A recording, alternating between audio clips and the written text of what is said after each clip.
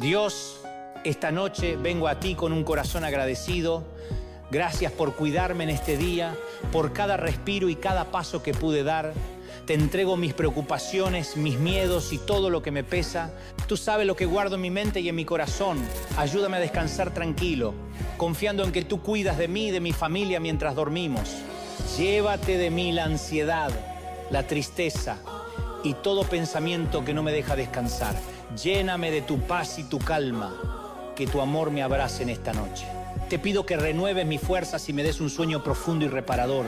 Ayúdame a recordar que no estoy solo, que tú estás conmigo en cada momento, incluso en la noche. Gracias por tu amor que nunca falla y por tu misericordia que es nueva cada mañana. Cuida a las personas que amo y protégelas en esta noche. Gracias por ser mi refugio y mi paz. Te entrego mi vida y mis sueños confiando en que tú tienes el control. En el nombre de Jesús. Amén.